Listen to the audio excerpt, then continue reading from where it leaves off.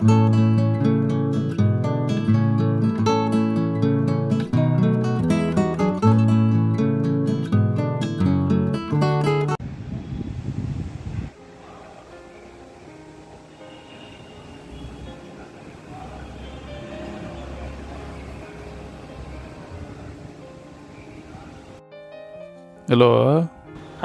Hello sir, நான் சரவணன் பேசுகிறேன் sir.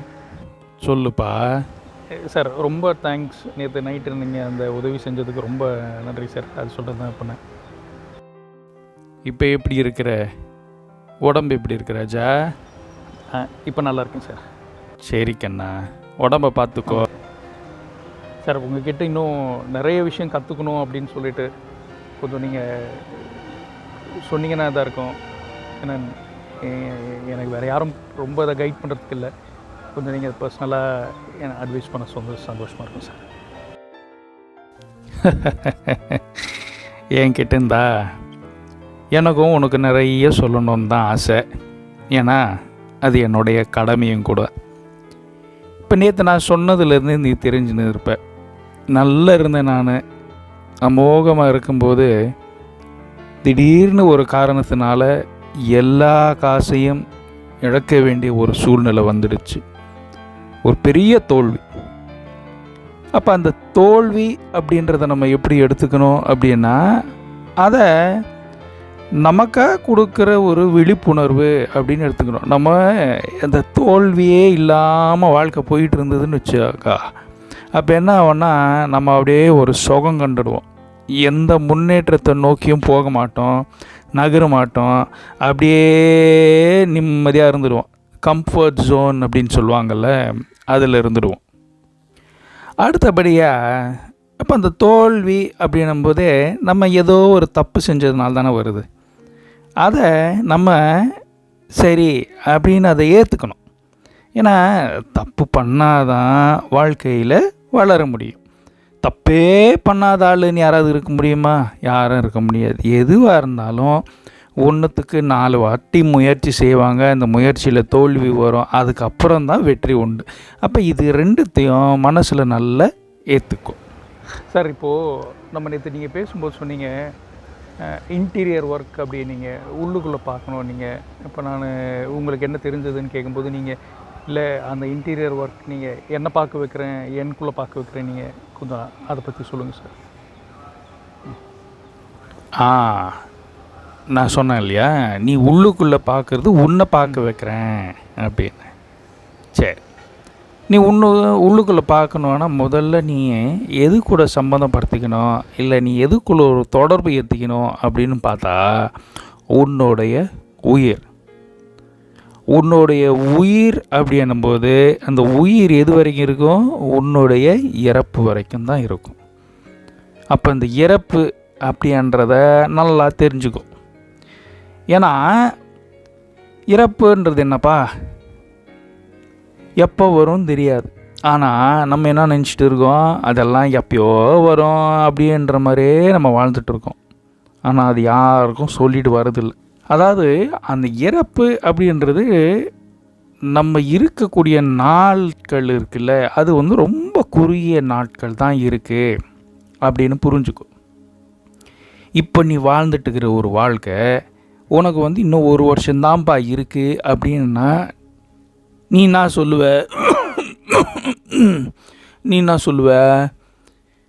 ஐயோ அப்படியா, நான் இப்போ நிறைய என் வாழ்க்கையில் தேவையில்லாத விஷயங்களை செஞ்சுட்டு இருக்கிறேனே. நான் 1 வருஷம்தான் இருக்குதுன்னா அப்போ ஐயோ அதுக்குள்ளே நான் நிறைய இந்த செய்யணும் அதை செய்யணும். அந்த மாதிரி தான் வாழ்க்கையை நம்ம நடத்தணும். ஏன்னா நம்ம வாழ்க்கை இப்படி நடத்தினா தான் நாளைக்கு எந்த ஒரு வருத்தப்படாமல் இருப்போம். ஐயோ வாழ்க்கையில் அதை செஞ்சுருக்கலாமே, இதை செஞ்சுருக்கலாமே, அதுக்கு நான் ஆசைப்பட்டனே, அதை நான் செய்யலையே அப்படின்னு நிறைய கேள்விகள் வரும்போது ஒரு அர்த்தமில்லாத ஒரு வாழ்க்கையை வாழ்ந்த மாதிரியும் இருக்கும். இன்னும் என்ன விஷயம் புரியும் அப்படின்னா, எதுக்கு நம்ம ஒரு தேவையானது உபயோகமானது ஒரு விஷயத்துக்கு ஃபோக்கஸ் பண்ணாமையே வாழ்ந்துட்டோம் அப்படின்னு தோணும். சார் இப்போ லைஃபோடைய ஃபோக்கஸ் அப்படின்றீங்க. அப்போ அந்த ஃபோக்கஸ்ன்னு என்ன சார்? எதை நம்ம ஃபோக்கஸ்ன்னு எதை நம்ம முக்கியம்னு எடுத்துக்க முடியும்? இந்த ஃபோக்கஸை பற்றி கொஞ்சம் சொல்லுங்கள் சார். ஃபோக்கஸா? இப்போ ஃபோக்கஸ்ன்னா என்ன சொல்கிறது, உனக்கு எப்படி புரிய வைக்கிறது? இப்போது ஒரு பென்சில் இருக்குதுப்பா, அந்த பென்சில் வந்து கூர்மையெல்லாம் மொக்கையாக இருக்குதுன்னா அதில் நீ எழுதுகிற எழுத்துக்கும் அந்த பென்சிலை நல்லா கூர்மைப்படுத்திட்டு நீ எழுதுகிற எழுத்துக்கும் வித்தியாசம் இருக்குல்ல? அது போல தான் எதை நீ நோக்கி பார்க்குற, எது உனக்கு தேவையான விஷயங்கள் என்ன அப்படின்றத கூர்மையான ஒரு பார்வையில் பார்க்க வேணும். அந்த மாதிரி தான் அப்போ நம்ம இருக்கக்கூடிய வாழ்நாள் அந்த மாதிரி தேவையான விஷயங்கள் என்னவோ அதை கவனம் செலுத்தணும். தேவையில்லாத விஷயங்களை பற்றி நம்ம கவனம் செலுத்தி நம்மக்கிட்ட இருக்கிற அந்த குறுகிய காலத்தை வேஸ்ட் பண்ணிடக்கூடாது. ஏன்னா நம்ம பெரும்பாலும் என்ன பண்ணுறோம், நமக்குன்னு ஒரு ஆசைகள் இருக்குது, ஆனால் அந்த ஆசைகள் எல்லாம் ஓரம் கட்டிட்டு சராசரியான வாழ்க்கையை வாழ்ந்துட்டுருக்குறோம். எல்லாரும் இது தான் பண்ணுறாங்க, நானும் இதே பண்ணுறேன்னு போகிறோம். அப்போ நம்மளுடைய கனவுகள் எல்லாத்தையும் புதைச்சிட்றோம். வாழ்க்கைன்றது ஒரு பொக்கிஷம், ஒரு உயர்ந்த ஒரு பொக்கிஷம் நமக்கு வந்து ஒரு அன்பளிப்பாக கடவுள் கொடுத்துக்கிறார். அதை வந்து நல்லபடியாக வாழ்ந்தோன்னா சந்தோஷமாக இருக்கலாம். அப்போது எதெல்லாம் வாழ்க்கைக்கு உனக்கு அர்த்தம் கொடுக்கும் அப்படின்றது மேலே கவனத்தை வை. இதெல்லாம் தான் எனக்கு வாழ்க்கைக்கு தேவை, இதெல்லாம் தேவையில்லாத விஷயங்கள் அப்படின்னு சொல்லிட்டு இதெல்லாம் வந்து சில நேரத்தில் நம்ம சொல்லுவோம், அவங்க என்னை அப்படி சொல்லிட்டாங்க, இவங்க என்னை இப்படி சொல்லிட்டாங்க, இந்த மாதிரி பண்ணிட்டாங்கன்னு தேவையில்லாத விஷயங்களுக்கெல்லாம் முக்கியத்துவம் கொடுத்துக்கின்னு நம்ம இருக்கிற நேரத்தை நம்ம வேஸ்ட் பண்ணிவிடுவோம். சொல்கிற கேளு. இப்போது நான் வந்து உயிர் கூட சம்மந்தப்படுத்தி சொன்னேன். இப்போ நாளைக்கு ஒரு இறக்கும்போது ஒரு நிலை வந்துச்சு அப்படின்னா நம்மளை ஒரு 3 கேள்வி நம்ம கேட்கணும். என்ன கேட்கணும்? முதல் கேள்வி, என் வாழ்க்கையை நான் எப்படி வாழ்ந்தேன்? புத்திசாலித்தனமாக வாழ்ந்தேனா இல்லையா? நான் எல்லார்கிட்டையும் நல்லபடியாக அன்பு செலுத்தி வாழ்ந்தேனா? 3வது, எல்லாருக்கும் என்னால் முடிஞ்ச ஒரு நல்ல ஒரு சேவையை நான் செஞ்சேனா? இந்த 3 கேள்வி தான் வந்து ரொம்ப ரொம்ப முக்கியமான கேள்வி. இந்த கேள்வியை டக்குன்னு நான் சொல்லும்போது அது புரியாது, ஆனால் இன்னும் கொஞ்சம் உனக்கு நிறைய விஷயங்கள் சொல்கிறேன், அதில் உனக்கு இதை புரிய ஆரம்பிக்கும். சார் இப்போது எனக்கு எடுத்தீங்க அப்படின்னு வச்சுக்கோங்க சார். எனக்கு பார்த்தீங்கன்னா சொன்ன மாதிரி எனக்கு அப்பா கிடையாது, அம்மா மட்டும்தான். எல்லாமே இருக்குது சார். நல்ல வேலையில் இருக்கிறேன், நல்ல கை நிறைய சம்பாதிக்கிறேன், ஒரு கேர்ள் ஃப்ரெண்டும் இருக்குது, எல்லாமே இருக்குது சார். எல்லா இதுவுமே இருக்குது. ஆனாலும் பார்த்திங்கன்னா வாழ்க்கையில் ஏதோ ஒரு தேடுதல், ஏதோ ஒன்றத்தை தேடிட்டே இருக்கிற மாதிரி தான் ஒரு இதாக இருக்குது. ஒரு சந்தோஷம், ஒரு நிம்மதி அப்படின்றது இல்லை. என்ன தேடுதல்னு தெரில. எப்போவும் வந்து ஏதோ ஒன்றத்தை பார்த்துட்டே போகிற மாதிரி இருக்குது, ஒரு இதாக இருக்குது. தேவையே இல்லாமல் இப்போ கூட அந்த கேர்ள் ஃப்ரெண்ட் என்னை விட்டு போயிட்டா, ஒரு சண்டை போட்டா, அது ஏன்னு எனக்கு தெரியல. அந்த ஒரு இதில் தான் அப்படியே வரும்போது அன்றைக்கி அந்த ஒரு மயக்கம் அடித்து அன்றைக்கி இதாக இருந்ததே அது ஒரு காரணம். என்னன்னு எனக்கு தெரியல சார். எனக்கு புரியுது, உன் வாழ்க்கையில் நடந்த விஷயம் எப்படி உனக்கு இருக்குதுன்றது புரியுது. அதை எண்ணி தான் வந்துட்டு இருந்த, உனக்கு மயக்கம் அடிச்சு விழுந்த அப்படின்றது எனக்கு புரியுது. நான் எந்த தப்புமே செய்யலை, நான் எந்த கெடுதலும் யாருக்கும் நினைக்கல. எல்லாருமே நல்லா இருக்கணும் தான் நானும் ஆசைப்பட்றேன், அதுக்காக தான் நானும் இருக்கிறேன். ஏன் இந்த மாதிரியான விஷயங்கள் எனக்கு நடக்குது அப்படின்னு எனக்கு புரியவே மாட்டேங்குது சார். நான் சொல்கிற ஒரு விஷயத்த நல்லா கேட்டுக்கோ. நீ என் பையன் மாதிரி, சரியா? இந்த பிரபஞ்சம், இந்த உலகம், இதில் வந்து எதுவுமே வந்து சீர்கெட்டு போகல, எல்லாமே ப்ராப்பராக தான் இருக்குது. வாழ்க்கையில் நல்ல நேரம் கெட்ட நேரம் எதுவுமே கிடையாது. எல்லாமே வந்து இந்த பிரபஞ்சம் நமக்காக வந்து ஒரு வழிமுறை கொண்டு வந்திருக்குது. அதாவது நம்ம அடுத்த கட்டத்துக்கு நம்மளை எடுத்துன்னு போகிறதுக்காக இந்த மாதிரியான விஷயங்களெல்லாம்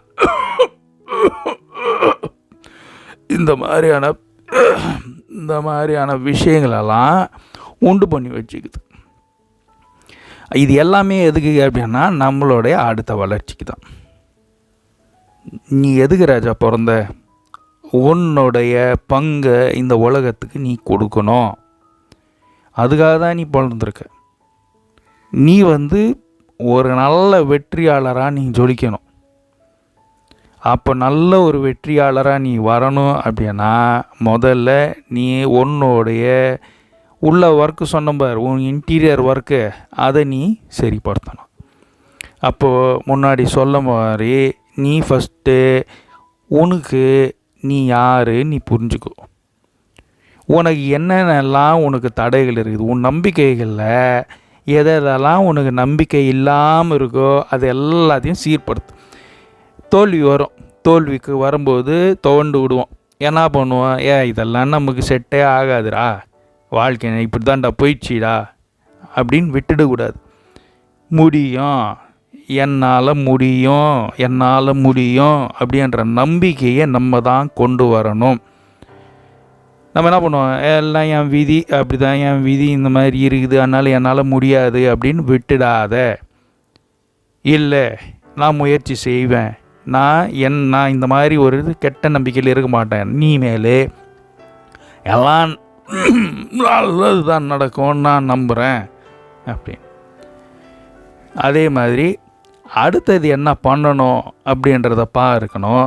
நம்ம முன்னாடி என்ன தப்பு செஞ்சோமோ அதே தப்பை மறுபடியும் செய்யாமல் இருக்கணும். வாழ்க்கையை நம்ம தான் மாற்றிக்கணும். பயம் இருக்கும், ஆனால் அந்த பயத்தை எல்லாம் உடச்சிட்டு வெளியே வரணும். அந்த மாதிரி வந்தோம் அப்படின்னா ரொம்ப ஒரு சந்தோஷமாக இருக்கும். எல்லாரையும் சந்தோஷமாக வச்சுக்கணும்னு தோணும், நம்மளும் சந்தோஷமாக இருப்போம். இதெல்லாம் என்னன்னா முதல்ல நம்மளே ஏமாத்தினே தான் இருக்கிறோம். எப்படின்னு கேள, இப்போ சின்ன பிறந்தே என்னென்னா நமக்கு ஒரு சோகமாக இருக்கா, ஆனால் அந்த சோகத்தை வெளியே காமிக்கிறாது. அழுகணும் போல் இருக்கா, ஆனால் அந்த அழுகையை வெளியே அழுகக்கூடாது. நம்ம என்றைக்கும் வெளியே ஒரு நாடகமே தான் நடத்திட்டு இருக்கிறோம். இந்த மாதிரி நாடகம் நடத்திட்டே இருந்து நம்ம யார் அப்படின்றது நமக்கே தெரியாமல் போயிடுது. அதனால் நம்ம முதல்ல இதிலெல்லாம் இருந்து வெளியே வரணும். நீ கவனிச்சு பாரு, எப்பயாவது நீ இப்போ நடக்கிற விஷயங்கள் இருக்கிறியா, எப்போவும் ஒன்று பழசை நினச்சி நிற்ப, இல்லை எதிர்காலத்தை நினச்சி நிற்ப. பழசை அடுத்தது வரக்கூடிய எதிர்காலம், இதை தான் நினச்சினுக்கிறோமே தவிர கையில் இருக்குது இப்போ நிகழ்காலம். இப்போ அதை விட்டுடுறீங்க. அதை விட்டுட்டு தேவையில்லாத விஷயங்களில் மனசில் போட்டு போட்டு போட்டு அதை அரைச்சிக்கினே உட்காந்துன்னு இருந்தால் எப்படி உனக்கு முன்னேற்றம் வரும்? இதே தான் நினச்சின்னு உட்காந்துன்னு இருப்பேன். என்ன வேணும் உனக்கு? அந்த என்ன வேணுமா உன் தேர்தலுக்கு இப்போ என்ன பண்ணணுமோ அதை பண்ணுறியா அப்படின்றத பாரு. நிறைய பேர் வாழ்க்கையில் நம்பிக்கையே இல்லாமல் இருக்கிறாங்க. முதல்ல இந்த பிரபஞ்சத்தை நம்பணும், நம்மளை நம்பணும், நம்ம வாழ்க்கை மாறும் நம்பணும். இந்த நம்பிக்கையெல்லாம் இல்லாமல் இருந்தது அப்படின்னா ஒன்றும் பண்ண முடியாது. அப்போ அந்த நம்பிக்கை அப்படின்றது என்ன அப்படின்னா, அந்த பிரபஞ்சத்து மேலே நம்பிக்கை எப்படி கொண்டு வருதுன்னா, இப்போ ரொம்ப குளிராக இருக்குது, என்ன பண்ணுறோம்? இருக்கிற விறகு குச்சி எல்லாம் போட்டு முன்னாடி வச்சுட்டு அதை பற்ற வைக்கிறோமா, பற்ற வைக்காமல் உக்காந்துணுமா? நிறைய பேர் என்ன பண்ணுறாங்க அப்படின்னா, இதெல்லாத்தையும் முன்னாடி போட்டுட்டு உக்காந்துக்கிறாங்க. என்னடா இதுலேருந்து எனக்கு எதுவுமே வரலையே, இன்னும் குளிராக தானே இருக்குது அப்படின்னா, முதல்ல அங்கே நம்பிக்கை என்னன்னா, இதை நான் பற்ற வச்சேன்னா இது எரியும், இது எரிஞ்சால் அதில் எனக்கு சூடு வரும், அப்போ எனக்கு இந்த குளிரை நான் பார்த்துக்க முடியும் அப்படின்ற ஒரு நம்பிக்கை வரணும். அந்த நம்பிக்கை இல்லாமல் இதை எப்படி இந்த விறகை நான் பற்ற வச்சா சூடாயிடுமா, இது சூடானா எனக்கு அப்போது குளிர் இதாயிடுமா அப்படின்னு கேள்வியை கேட்டுனே இருந்தால் ஒன்றுமே பண்ண முடியாது. முதல்ல பிரபஞ்சத்தை நம்பணும், நம்மளை நம்ம நம்பணும். வெளியே வெற்றியாளர் ஆகணும் அப்படின்னா முதல்ல நம்மக்குள்ளே உள்ள வெற்றியாளர் ஆகணும். ராஜா நல்லா கேட்டுக்கோ தம்பியே, வெளியே நீ ஜெயிக்கணும் அப்படின்னா முதல்ல நீ உள்ளே ஜெயிக்கணும். உள்ளே ஜெயிக்கணும் அப்படின்னா நம்ம சொன்னோம் பார், உன்னுடைய இன்டீரியர் அங்கே நீ ஜெயிக்கணும். நீ அங்கே வெற்றியாளரான உன்னையே என்ன அப்படின்னு நீ உனக்கு முதல்ல ஒன்று புரியணும்.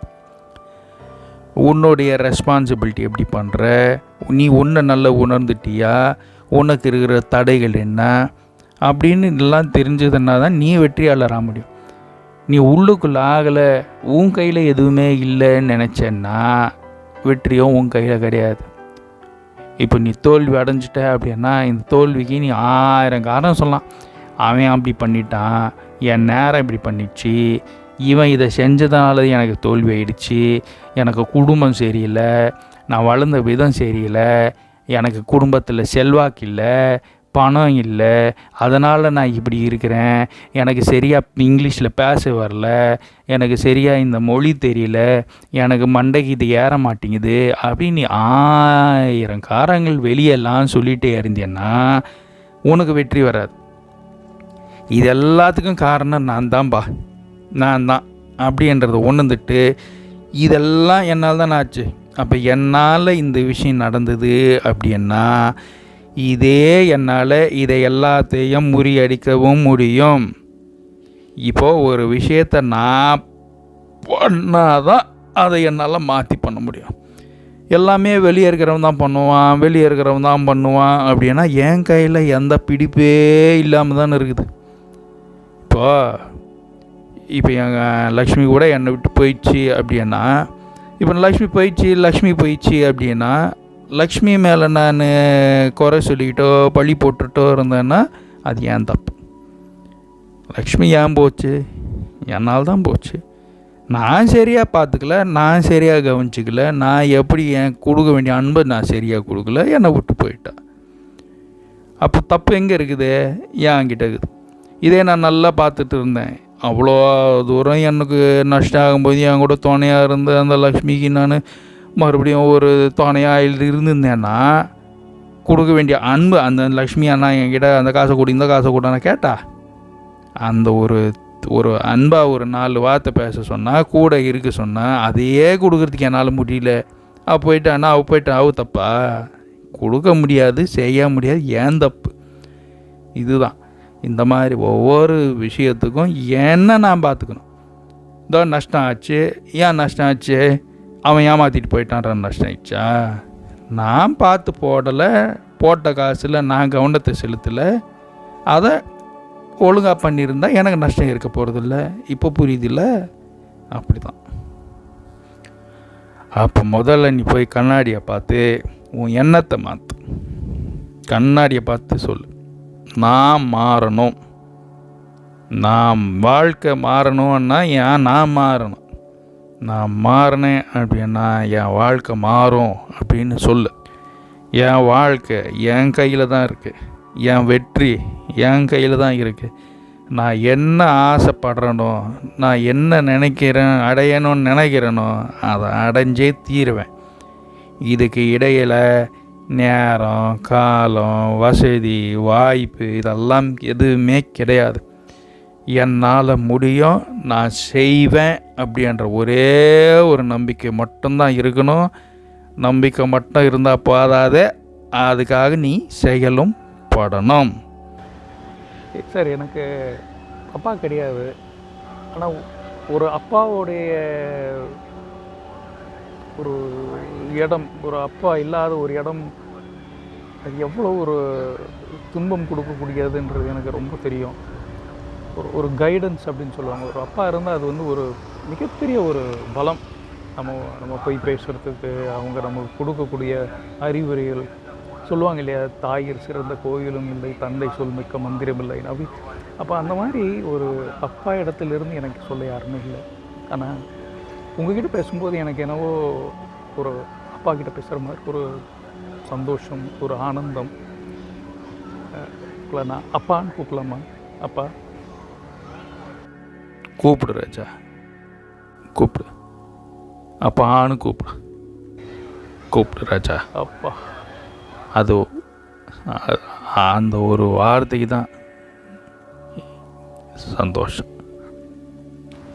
அப்பா எனக்கு வாழ்க்கை மேலே ஒரு நம்பிக்கை இருக்க மாட்டேங்குதுப்பா. இதெல்லாம் சாத்தியமா, வெற்றி அடைய முடியுமா? நம்பிக்கையே கிடையாதுப்பா. எல்லாம் விதி விட்ட வழி அப்படின்னு தான் இருக்கிறேன். நீ அப்பான்னு சொன்னதான்னு சொல்கிறேன். நீ சின்னப்போ எவ்வளவோ கனவுகள் வச்சுருப்ப, பெரிய பெரிய கனவுகளெல்லாம் வச்சுருப்ப, பறக்கிறன்ற அளவுக்கு கனவு வச்சுருப்ப. நான் பெருசாக அப்படி பறப்பேன் இப்படி பறப்பேன். ஆனால் இப்போ உனக்கு அந்த கனவுகள்லாம் இருக்குதா? ஏன்னா இப்போ உனக்கு அந்த நம்பிக்கையே போயிட்டுருக்கும். உனக்கு மட்டும் இல்லை, எல்லாருக்கும் அப்படி தான். சின்னப்போ எதையும் முடிக்க முடியும் அப்படின்ற அந்த ஒரு நம்பிக்கை இருக்கும். ஆனால் அப்படியே நாட்கள் போக போக நம்மக்கிட்ட சுற்றி இருக்கிறவங்க, பெரியவங்க, பக்கத்தில் இருக்கிறவங்க, பெற்றவங்க எல்லாரும் அதெல்லாம் உன்னால் முடியாது, அதெல்லாம் உன்னால் முடியாது, அதெல்லாம் உன்னால் முடியாதுன்னு சொல்லி சொல்லி சொல்லி சொல்லி நம்மளே நம்மளுடைய கனவுகளெல்லாம் குறிப்போம். அதான் கம்மி பண்ணி, ஏன் அப்படி யோசிக்கிறேன், ஏன் அப்படி கனவு கண்டுற, அதெல்லாம் நடக்காது, சாத்தியம் இல்லை, நடக்கிற மாதிரி கனவு கண்டு நடக்கிற மாதிரின்னு அப்படியே வாழ்க்கையை நம்ம சுருகி சுருகி சுருகி வச்சிட்டோம். உனக்கு இப்போ சொல்கிறேன், நீ அந்த வயசில் என்ன ஆசைப்பட்டியோ, என்ன இது பண்ணியோ அதையே இப்போ பண்ணு. அதே கனவு கொண்டு வா, அதுக்கு உண்டான முயற்சியை செய். கனவு மட்டும் கண்டுருந்தேன்னா வேலைக்கு ஆகாது. முயற்சி செய், உனக்கு வேண்டிய இதெல்லாம் நடக்கும். அதில் எந்த ஒரு மாற்று கருத்தும் இல்லை. உனக்கு வெற்றி கண்டிப்பாக வரும். சரியா? பா, எனக்கு கொஞ்சம் ரொம்ப ஒரு இதாக இருக்குது.